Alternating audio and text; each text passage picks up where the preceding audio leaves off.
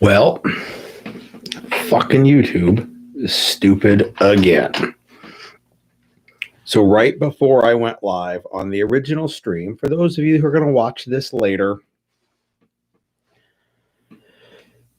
I checked all the settings and it was going to use my cam link connected to my camcorder for the video. As soon as I hit go live, it went to the front camera on my laptop.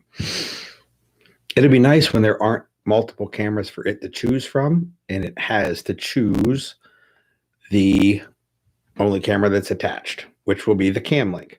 But that won't happen for another couple of weeks. There is a new computer on the way to this house for editing purposes. And when it gets here, the computer that I currently am editing on downstairs will come up to this room, and I will use that instead of my Chromebook to do my laptop or my live streaming from, and it won't have 3 different cameras to pick from and always default to the wrong one. So if you were on the old one and got a brief look at my ceiling fan, I apologize, but that's YouTube always resetting to whatever the fuck it wants instead of what I set it to. So with that, Scott Wexler, hello, sir. Jane Cobb, The Ballad of Jane, hello, sir. Javier, Steve, Gary. I see that it's a ceiling fan. I don't know if it's kick ass. It's not running because it's loud as fuck. I don't know if it'd be great Tuesday night fun, but it'll be Tuesday night. This wonderful video is brought to you tonight by Rock God Brewing Company out of Danville, Pennsylvania. Back open for business. You can go in and drink inside the bar. I'm just going to drink here in the studio. But I'm going to enjoy the Rock God. Bryant, hello, sir. By the way, remind me, Bryant, not now, of course, but at some point, not while I'm live streaming. And I will tell you what my lovely wife wants for her connection on her new Kydex this. So we can put the right clippy bobber on it. Aaron Milburn, hello. Oh, got a protest in your burb tomorrow night. Well, I wish you all the luck in dealing with that. We had a protest here in tiny ass Bloomsburg today. The little town square had people in it. They didn't really do anything because there isn't a whole lot here to protest.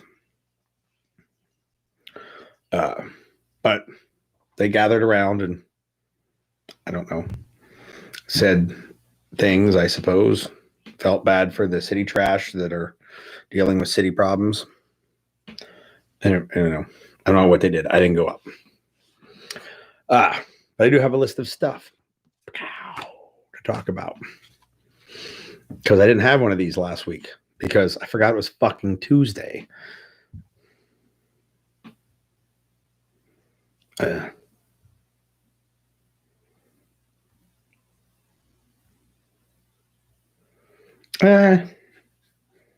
Iroquois foreskin. That is a great idea. I should do some stickers. Yep, that's good to hear. Everything was peaceful. I had some friends in a southern state that there was a protest scheduled there, and one of the members of their study group owns a hardware store, so the rest of the group posted up on the roof and made sure nothing befell the store, and it was pretty awesome. Pretty awesome shit. Crystal, hello, young lady. So let's see. What do we want to talk about first? Did I mention who tonight's sponsor is? Rock God Brewing Company. All right. So since I did that, things to discuss on my list. Big news from Defiant Munitions. In case you haven't noticed, over there on the new shelf that I just installed in the new studio today, there is a bunch of Defiant Munitions. The new deal for anybody who is watching this or following me or whatever, Tremis 2020. I'll type that out here for you all. Tremis 20. Oh, I can't fucking. There we go. Tremis 2020. Crystal was on top of it. Tremis 2020 gets you 10% off of anything at defiantmunitions.com. So premium ammo, top of the line stuff, you can get a discount. You're welcome. There's also some big news brewing with Defiant Munitions. I just can't talk about it yet, but in the upcoming few weeks, I will be able to. And for sure, it will make a splash for somebody come like July. Steve, I already told George, but he was so busy blah, blah, blah about Greece that I think he didn't hear me. I told him at the land nav class over the weekend, which, by the way, that's on my list, so I might as well talk about that as well. The land nav class, Lodestone Training and Consulting, I went to the class as a student. I was instrumental in getting that class in the course catalog, and plane flying low.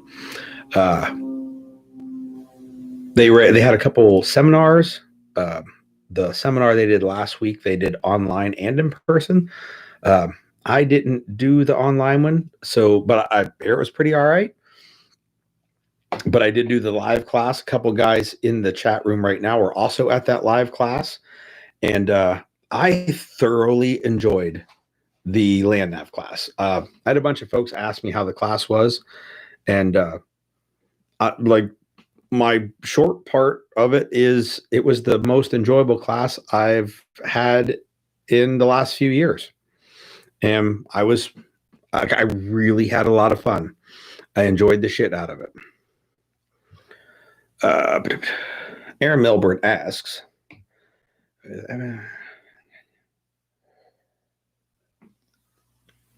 so I bought a lot of stuff from Palmetto State Armory. Some things their brand, some things not their brand. A lot of things not their brand.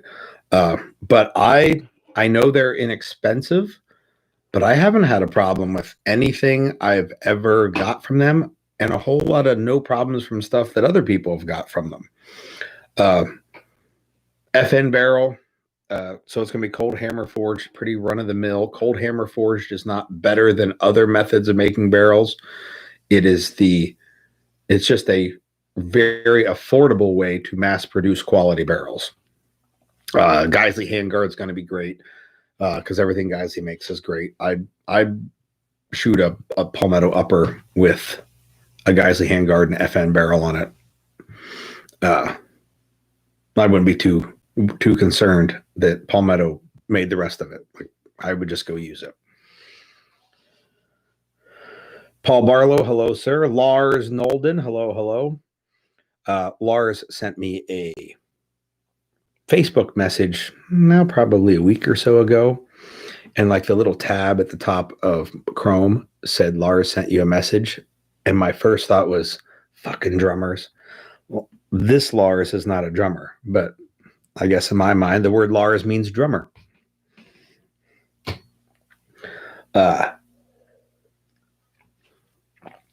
Both the mics here that just checked in were at that land nav class. Like Fiore says that it was awesome, and everybody that wasn't there missed out, and they really did. It was one of the, and I said, well, I really enjoyed it. We stayed in the woods, so there was no like we didn't go to a class dinner afterwards and then all spread back to wherever. We built a fire, and then we all sat around the fire, and we shot the breeze during like dinner time. Chris gave a impromptu lesson on starting a fire because we had to start one anyway. So even though it's not really land nav oriented, we were out there and he was going to start it. So he gave a block of instruction on starting a fire. And we did some night land nav stuff. But it was cool because we just spent the whole time together. So I like it.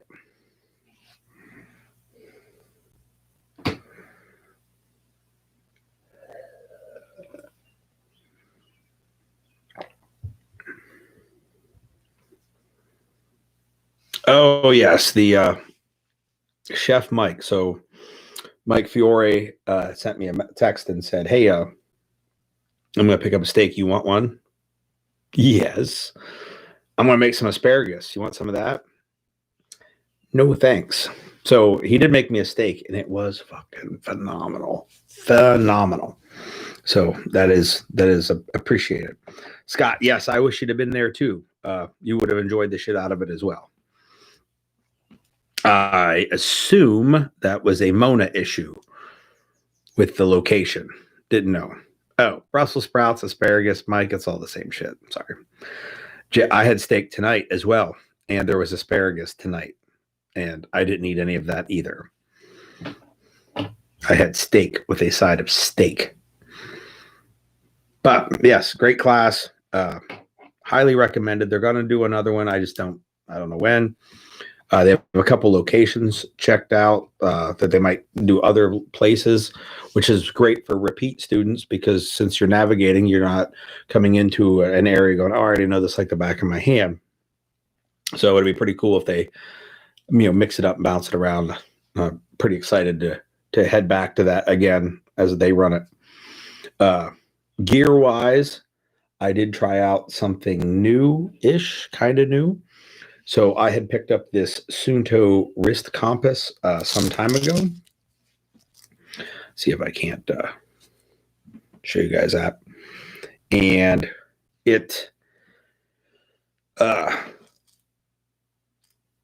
I've had it for a little while. I put a different band on it, and I've been wearing it a bunch lately in the last few months just to see if the constant, being shaken around as I did stuff would have any sort of reliability issues for the compass function. And I had my base compass with me for the class, and I compared this to the base compass at every time that I shot an azimuth, and it was perfectly spot on. And it can be pretty precise. I don't know if you guys will be able to see this, but maybe something behind it. Nah, it won't focus. There's a little set of sights right here. So when you got it up, you can eyeball the terrain feature you're looking at, and that's got a little needle with the heading in there. So it was pretty freaking cool that my little wrist compass and my more expensive base plate compass were perfectly spot on, and that thing's been worn and shaken around and bashed against stuff like my watch is for now a couple of months, almost every day. I was pleased by that. That was my only real gear review from the class. Everything else I've had forever. Didn't really try anything else new. Oh, other than my Victos Rock Recovery sandals, I wore them around the campfire. Always good to go. If you've got plantar fasciitis like I do, which is the plantar tendon across the arch of your foot causing you issues, the Rock Recovery sandals have a dropped heel, as I scooped out, so it makes the arch stretch over top of it. Great. If you're on your feet all day, what a great way to stretch them out and relax them after you're done.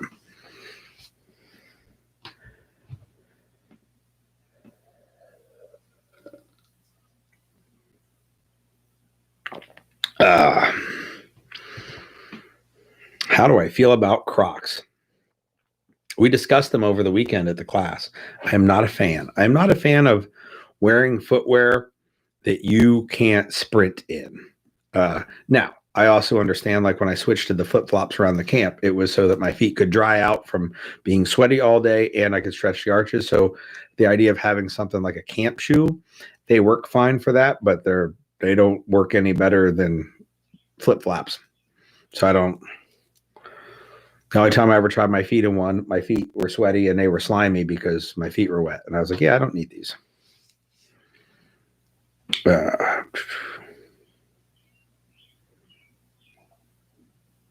Mike says he likes the tritium of the Kamenga. The tritium didn't do anything for me. No tritium or tritium didn't make it any more visible at night for me. So I will say that when this thing was exposed to light, the whole thing glows. It was so bright. It was so bright I couldn't read the numbers on it anymore. Like the bright washed the numbers out, which also happened at the tritium on the Kamenga. Both everything that glowed in the dark, I had to cover so I could keep my night vision because the shit was too bright.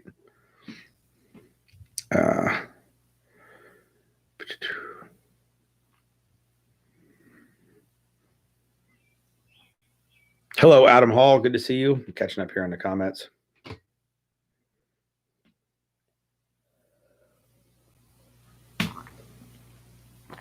All right. Speaking of classes, I would like to mention something important. No, I'm vibrating over here. I'm going to set that on something soft so it stops vibrating the table. Definitive Training Solutions, who is going to be here in Pennsylvania on October something. I couldn't tell you the date off the top of my head. It's the day after Dynamic Week for Entangled Gunfighting. There are 4 slots left in the class. So if you're coming to Dynamic Week, you should probably just tack that on to the end. And if you're not coming to Dynamic Week because you missed out, actually you couldn't have missed out because there's still 1 slot left for Dynamic Week 2. October 15th, Crystal says, is when that class is. I couldn't remember when Dynamic Week ended. So if you are going to be at Dynamic Week, you should add it. If you're not going to make it to Dynamic Week, this would be a great alternative if you can't come spend 6 days with us. $150, and it's going to be pretty cool and encompass a gunfight that's entangled. I had no better way to describe it. But I think it's going to be badass, and I can't wait to get Zach's take on entangled gunfighting, because I've heard Aaron Little's take on it. I've heard Craig Douglas's take on it. I'd like to hear Zach Bush's take on it. Blue, sure, yes. I just got Benjamin a larger memory card for his GoPro, so he's getting more excited about more GoPro stuff. So absolutely, if you have some extra crap, he'd love to have it. Zach is doing a live stream tomorrow. I think he said on his channel, YouTube channel or Facebook page. I can't remember which the details were because it was in that text message in that machine over there. I'm sure Zach can tell us which one he's talking about. He'll type it in the text box or in the chat box. But he's doing a live stream tomorrow night at 8 p.m. That's 2,000 hours, 2000. And that would be pretty cool. I want to check in and see what he's saying on his live stream too. Facebook page, Definitive Training Solutions Facebook page, 2000 hours. That's where he will be tomorrow. Blue, I will be here Sunday. Saturday, I have a Convoy class. So Sunday, I will be here in the area. We can link up then if that works. John, how are you doing? Colt, hello, sir. Hello, hello.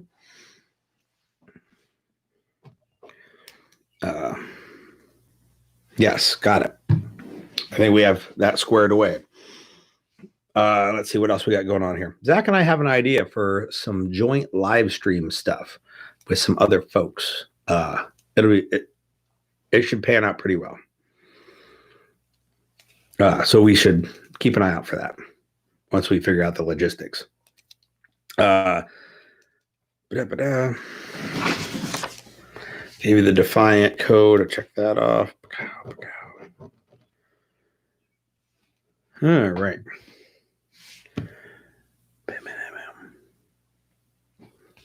So my pet peeve of the day, I guess I can get to the pet peeve, right? Like I talked about cool things and my friends and discounts for you guys from other companies. So the only thing left is my pet peeve. So the regular internet fucking sucks. The social medias fucking suck. They're full of shit I'm tired of reading about. Uh, I'm tired of watching videos about. There's nothing new happening today per se than there was yesterday. It's the same old, same old. So my pet peeve was I was like, I'm going to go over on Instagram and just look at a bunch of cool photos because that's all Instagram is. It's just pictures, and I like looking at pictures. I often enjoy people's artistic interpretations of the things they take photos of. Instead, I was festooned with a fucking giant black box. That's it. Just pictures of this. And I was like, oh, well, that's annoying. And I scroll down and there's another one. Oh, well, this isn't what I came here for. And then, like, one of the comments I read, because I was like, was this a fucking thing? Said, oh, well, today we're going to take art away from the world so that the people that are unhappy, now everyone can be unhappy. And I was like, oh, well, I got a lot of people in the world that can attempt to make me unhappy. You, the artist that you're trying to get me to spend money on your art, if you'd like to make me unhappy, I'll spend it elsewhere. Unfollow, unfollow, unfollow. So like I spent the next 20 minutes unfollowing a bunch of people whose artistic goal was to make me not happy. And I was like, oh, well, you're a professional artist. You have no idea what the fuck it's for. Like people are supposed to get enjoyment from all the ills of society from your artwork. Instead, you said, I want to celebrate the ills of society so that if you are miserable about what happens outside your window, you can be miserable for what I give you to escape it as well. No thanks. You can go fuck yourself. So I just unfollowed a bunch of people. I can literally look at a black fucking box on YouPorn. Like you type in black box and it gives you a whole bunch of shit. And it's entertaining. I don't know if I'd call it art. Some of it might be artistic, but either way.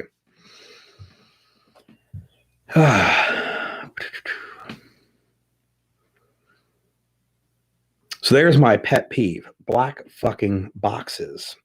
So since all I could see on Instagram was black boxes, I just went back to the regular social media. Like, look, on Facebook, here's this thing of this place happening in some other shitty city. Because I don't care what happens to cities. I just don't. So I just looked at all the news of what was happening in those cities through a red dot.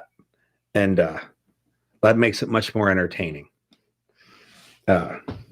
So call me callous and cold-hearted, but I don't believe any lives matter. So that was my pet peeve. But Adam Hall wants to know what the fuck a convoy class is. Well, I'm glad you asked, because oftentimes people drive in vehicles. Sometimes there's more people than will fit in one vehicle. So they need to have multiple vehicles. Sometimes those multiple vehicles will go somewhere where there is potential threatening activity. There are methods to maximize your survivability in those convoys of vehicles. So I convinced a subject matter expert to offer a class on convoy operations. So in the convoy operation class, we're going to be doing a bunch of driving around, and it's not going to be like bailing out of vehicles like a vehicle class would be. In this one, it's going to be what roles do the passengers of the car have? So the driver, team leader, guys in the backpack, the trunk monkey, whatever. What's their job to do during a convoy? And then there'll be the vehicles in the convoy, however many of them there are, and what are the jobs of the vehicles? And how do you move as a unit? How do you escape as a unit, evade and escape, that kind of thing? I am just going as a happy student, and hopefully going to learn some stuff. That's the Convoy class. So, Adam, I hopefully that kind of answered your question. It's like a one-day workshop.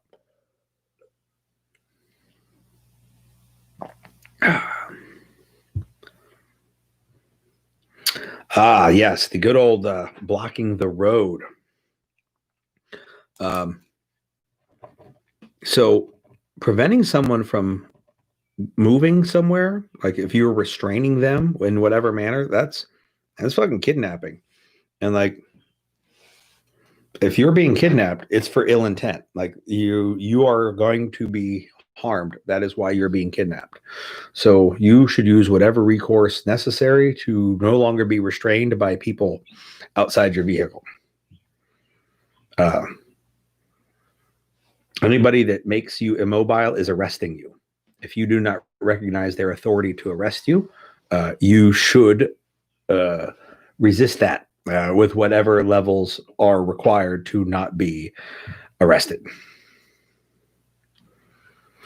Well, Adam, there is probably a link for the class this Saturday. It is going to be in Lebanon, PA. It is the link you would find in lodestonetrainingandconsulting.com, and the vehicle class is probably listed under their classes, I would assume, or maybe if you just look at the calendar.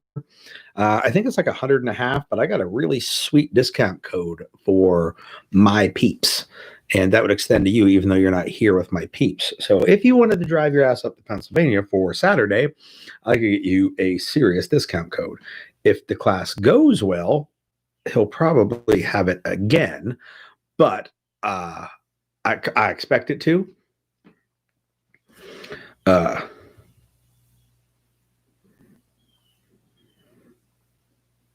So there's that. Shoot me a message if you want to drive up here. I even give you a place to stay because I got a couch.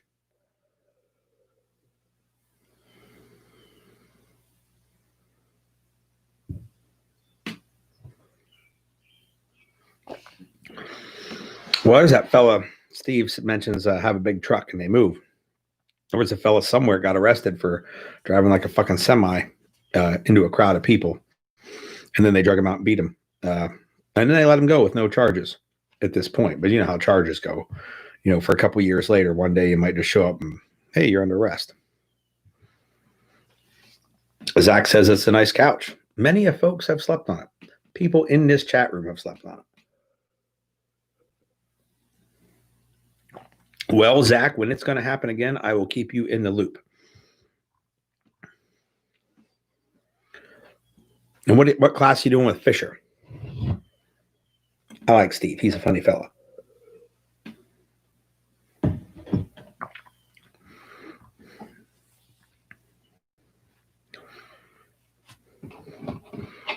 All right.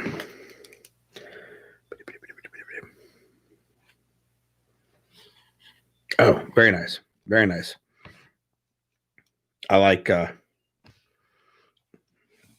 everything I've heard Steve talk about red dots and pistols. I was like, man, that's great stuff. So you should thoroughly enjoy yourself. There was a red dot pistol class up here a couple weeks ago. While I was running dynamic pistol, Jedlinski, Scott Jedlinski, the Modern Samurai Project. I don't want to fuck that up. Was at LC PC on the B range while we were on the A range. But by the time our class ran later than his, and I never got a chance to go down and say, hey, because I don't think we've ever met. We just have like 8 trillion mutual friends.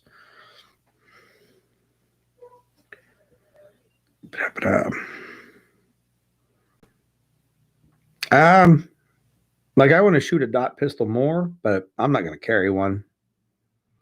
I'm trying to get less pistol on my hip, not more pistol on my hip. So I'm trying to not have extendo magazines and compensators and red dots. In fact, I'm currently rocking what would fit in a subcompact category because I'm running the hybrid 325, the 12 rounder, so 13 rounds, but it's as small as a shield because I want less and less pistol.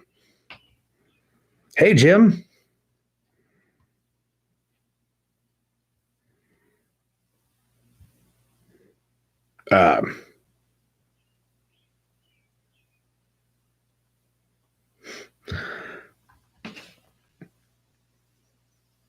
What was I? Oh, what were we talking about? Running protesters over. Like, you shouldn't try to run protesters over, but do not let anyone stop your vehicle. The protests themselves, like, I was with them for a while. Like, I was right there in the corner. Like, what are we doing? Like, governor's mansion, Capitol building. Are we burning them to the ground? Like, I'm not there. Do you need bail money? What can I do? How can I support your cause from way over here? And like, I'm ready to help you throw off the yoke of tyranny. Like, every government program that has ever fucked you over, like, I'm ready to help you fight it. And instead they said, you know what? The government's pretty cool. We're going to leave them alone. Like, literally, it's a video of the government killing a man, but instead we're going to fucking protest something else. And I was like, oh, well, you kind of lost me. Oh my God, I'm not supporting your cause.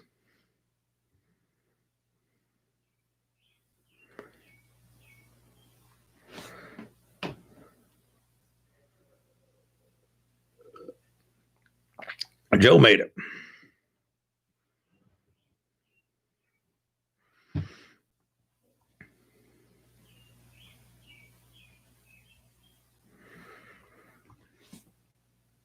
Right. I think I've got hell most of the stuff on my list. Some of them kind of ran together a little bit.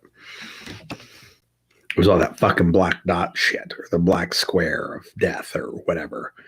Black dot means totally something entirely different. You give somebody a black dot when they're next on your hit list. Maybe that's what all those like famous people and artists were doing. They were telling everyone they're about to go on a killing spree, and you all got the black dot, like out of the book Treasure Island. I don't know. In which case, much cooler. Like, I don't know if I appreciate being the recipient of the black dot, but at least they're doing something like fucking noteworthy.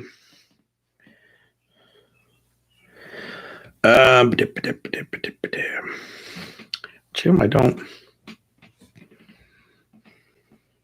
When did you send me a text? I actually have my phone up because I care so much that I'm looking for text messages now.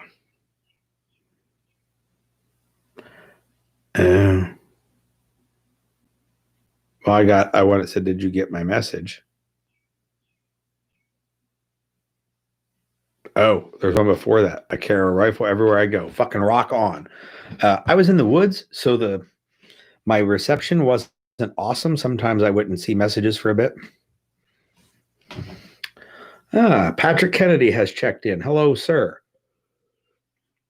There's your fucking shout out. Yes, the square of death is something different. I don't do that because, like, that's not my molecule. So it's a conveyor belt. I made it a two-dimensional line, a one-dimensional line instead of a two-dimensional box. Next time, three-dimensional cube. I don't know. It's late here. It's like 8:30. It's almost my bedtime. Recovering from a little bit of a sunburn.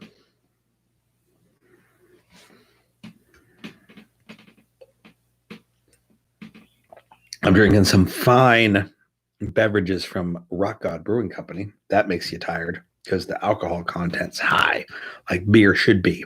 I really don't even know what the alcohol content is, but sounds good. If Gary's in here, he can tell you. I have an axe too, as it turns out. So I was having a discussion with some folks, and it came to the point of culture and that I should embrace other cultures, which I didn't necessarily think was correct because my culture is not actually legally even fucking permitted. But so I have to set aside my culture for the benefit of society, but I'm supposed to embrace other people's cultures for the benefit of society. I'm like, I don't. And I mention this because my culture says that I should go somewhere new. Every male that I find, I should bury a fucking axe in his face. Like dwarves. That's how I got around to this. The dwarf comment. Dwarves like axes. I have a couple axes. My culture, the heritage of my culture, says that men should get an axe to the face, and then I should rape all the women until all their children either have blonde or red hair, so that now my Nordic heritage is proliferated. That's the culture of my peoples.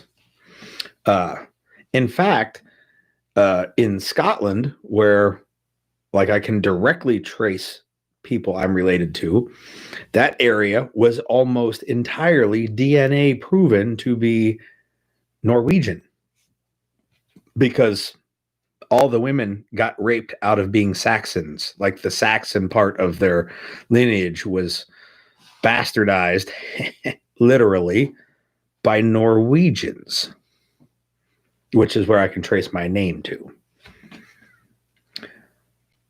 But that culture we can ignore for the benefit of society. But for the benefit of society, I should embrace all the other cultures.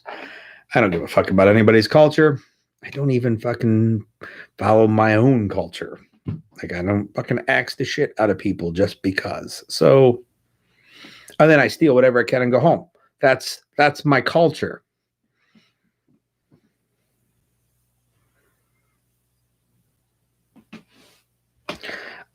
Jane Cobb wants to know if he can still find a fuck calm t-shirt. I have no idea. I haven't looked for one in a long time.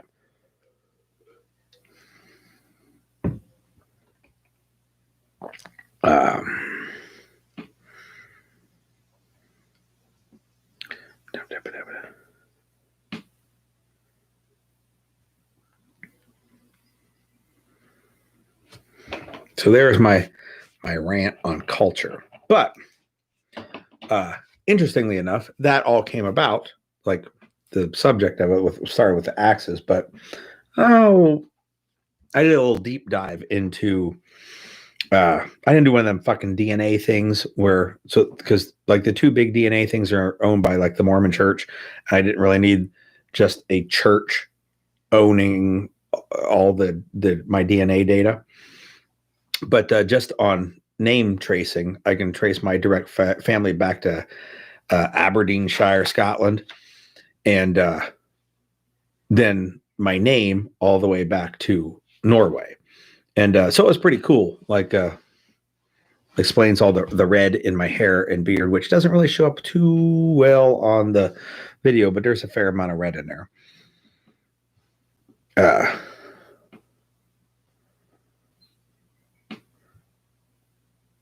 But yeah, so hell, the name Mar is Nordic for sailor or sea or ocean. Oh, Anthony Horvath. Hello, sir. I should be seeing you a little bit more. 20-inch 308 or 24-inch 308. 18. You're welcome. So I had the choice of a barrel length of my 308. I chose 18. I got some associates, known associates who I spent some time at the U.S. Marine Corps Scout Sniper program, not just as students, but as instructors. And they, by far and large, are big fans of 18-inch barrel 308s. That's in a bolt gun. With a can, it makes the thing it's still long, but it's not terribly long. And 18-inch barrel still gets muzzle velocity so that they can get performance they find to be acceptable so they can add 8 inches of suppressor onto the end of it and still have adequate performance without having to have, like this 87-yard long gun. So there we go. Well, I don't really speak Nordic, Norwegian, whatever the fuck they call their language. So just what I read said sailor or ocean. So maybe seaman.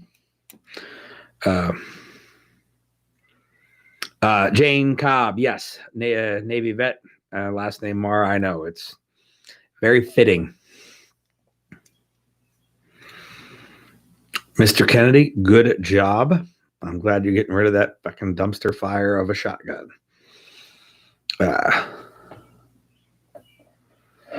FAL 18-inch, great battle rifle. Awesome battle rifle. Think of it like, I was going to do a set of pictures, and maybe I will. Maybe like a good Instagram thing, because I won't put a black square up there because I'm trying to be artistic, and I'll do something other than that. But if you think about the like modern weapons, what they replaced, and like older weapons, the pistol replaced the dagger. An AR, a carbine has replaced the longsword. A shotgun has replaced an axe. A crossbow has replaced, or a battle rifle has replaced a crossbow, and a precision gun has replaced the longbow. Like, we've stretched everything out to be a little further than the old version, but in the roles they fill, a crossbow is a battle rifle. Like, it reaches out there further. Maybe not precision rifle distance, but further. And the FAL fucking runs and runs and runs.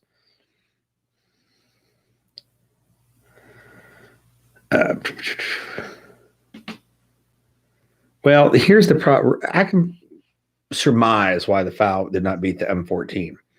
Not invented here. It's a big thing with military procurement.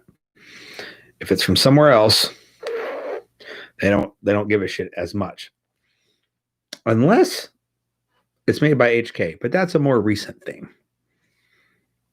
PJ, you're a little late on the convo, but yes, I talked about it earlier. There was some protest in town square here, very much to do about nothing, but they got their voice heard and they liked it and didn't do anything stupid. So I'm down with that.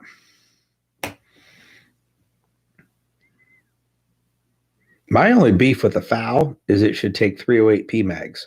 Mind you, it was invented 50 years before the PMag was, but at like this point in my life, I'm a big fan of standardized magazines.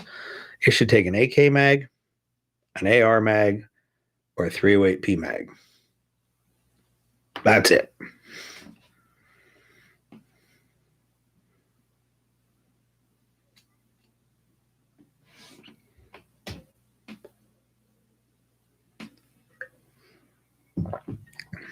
As long as you're asking me, any protests up that way in the Clinton County area?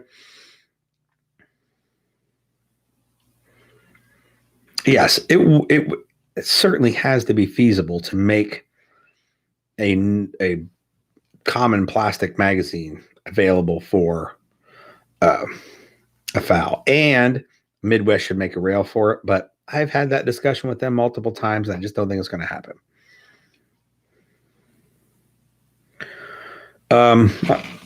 Tim Morris had a PTR 91, and when he got it, it had an issue. And one of the welds had some excessive penetration around the gas tube area. And we opened it up and got a little Dremel in there and got the extra bit of weld off. None of the welds were great, but after we did that, the gun ran like a champ. And as far as I know, still running like a champ.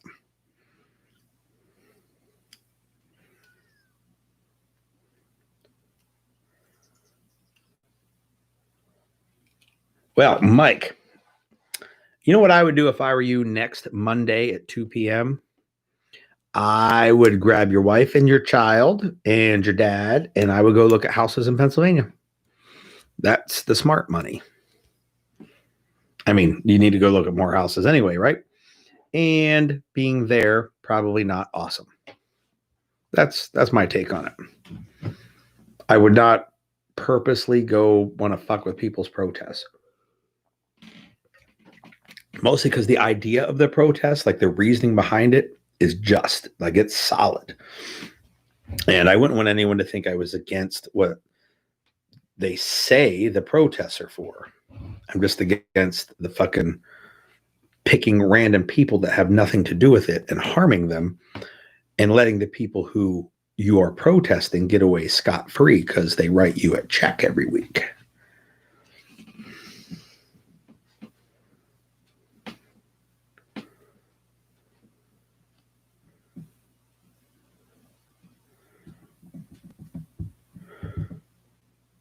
Awesome. I am glad to hear that from Mike and from Mr. Cobb that thing is running with no issues. Oh, shit. We're almost running out of time. I got nothing really on my list that has to be talked about, so good. I'm not missing anything. And I've only got a little bit of this beer left.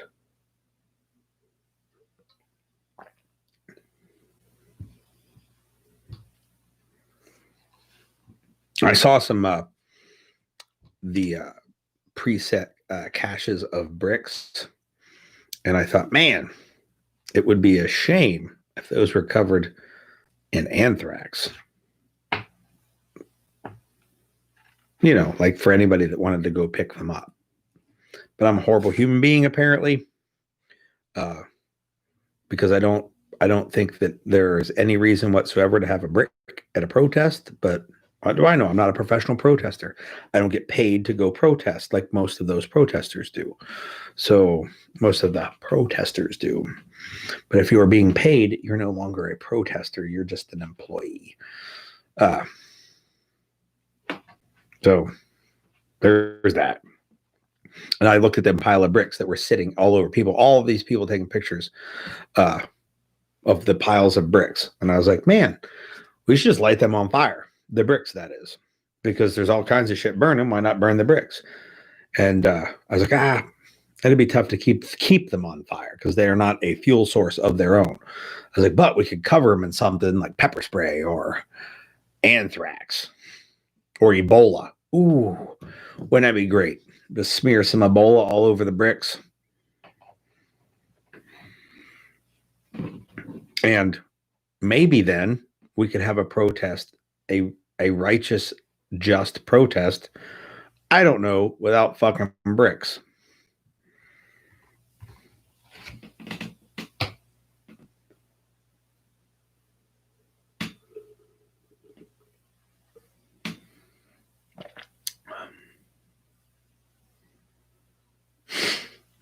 Well,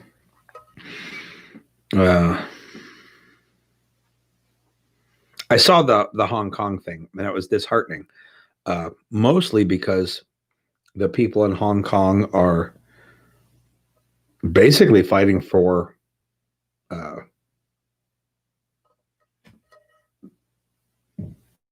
don't want to say like freedom fighters, because they don't want to be part of China. They want to secede. In reality, it was a bunch of people like England and China worked out a deal to fuck over the people of Hong Kong. So that's a whole different thing. They were sold out when they, as a colony and instead of being able to be their own country, they were given away. Essentially, England said, we treat you as property, so we're going to sell you as slaves to the country of China. So like, it bums me out that those people literally are going to be hung the moment that China takes the place over. Like, they'll all just be killed. And the water thing, while brilliant, it sucks that that's who they're using it on. Mind you, if the protesters here wanted to secede, I would support them as well. But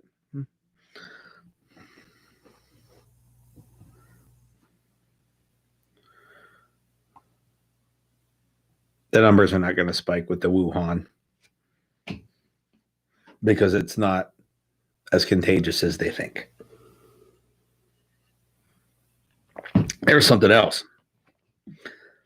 The government at all levels did everything they could to make everybody ready to fucking snap before this started. They literally pressured everyone to the point of violence before this happened.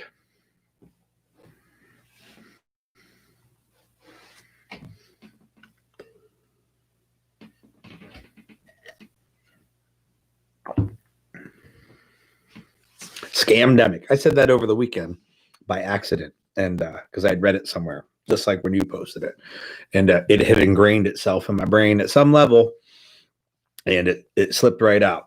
And I was like, oh, I'm going to keep using that. Ooh, just kicked the camera. Yeah, I don't think that there's been a bunch of 85-year-old people at the protests, so I don't think that the numbers are going to go through the roof. Because the people that are prone to catching it aren't there. I like Reed.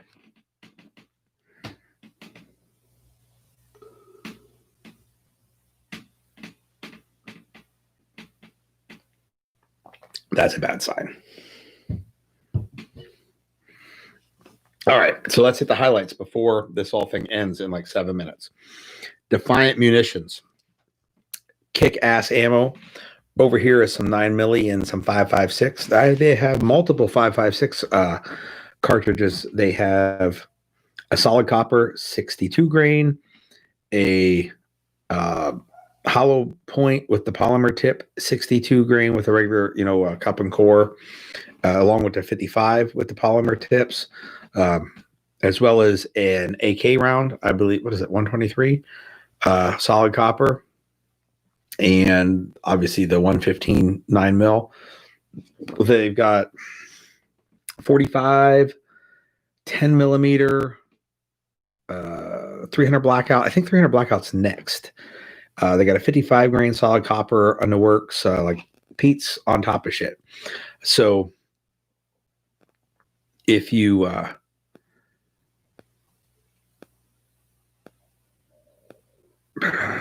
catching up with comments. So anyhow, you should that ammo should be your go time ammo. It is the go time ammo that's in this pistol and that rifle.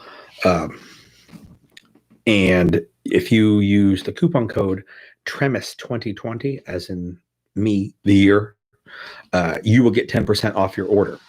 I assume maybe if you buy a t-shirt or a hat while you're there, it'll get 10% off that too. I don't know, but the more expensive part, it definitely works from.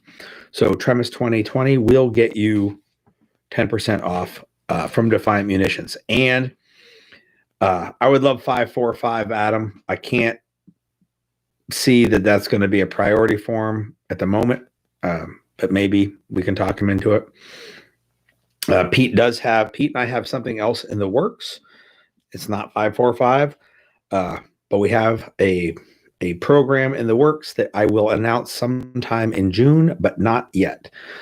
So it is going to be a thing. You're all going to hear about it the moment we have it finalized.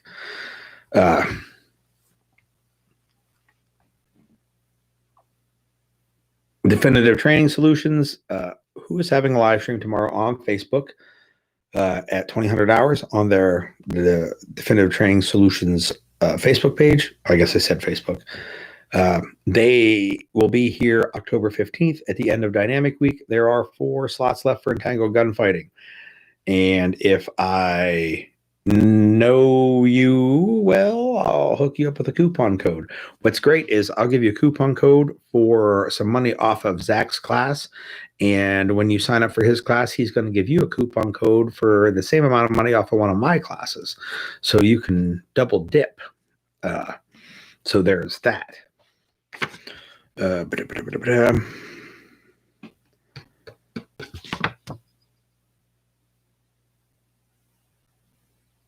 And the next Land Nav seminar or Land Nav live class that LTAC does, you should go to. I'll give you the heads up next week on how the Convoy class goes this week. And I did want to also announce, I know like 2 weeks ago when I was on here, I talked about my wife got a M&P 9 EZ. XS has released big dots for the EZ line of pistols because it's different than the regular M&P. It has a whole different method of tightening down. So if you are thinking of an EZ, they are super easy to rack. And like all the controls are easy. The trigger is easy. That's why it's called the EZ. You can get big dots for it now. So like that was the last thing that like a concern. And Stevens Concealment is offering EZ holsters. So like the whole package is now available. I had that like buried in my list that we finally got the big dots for the EZ, and I installed them and they functions. All right. So I've got a few minutes of, I am going to pretty much wrap this up because I'm out of beer. I've hit all the highlights, and I will see you all next Tuesday. In the meantime, that's a good question, Colt, because Zach is in Indianapolis, and Indiana has this weird thing where sometimes they're Eastern and sometimes they're Central because they don't do daylight savings. And I don't know when it's what, and I don't know if Zach meant his 8 o'clock or my 8 o'clock. And I'm going to say, if you go over to their website tomorrow, it might be an hour earlier than you thought it was, or an hour later than you thought it was, or it might be perfect, but maybe he'll make a post over there. Zach, if you're watching this, make a post over there.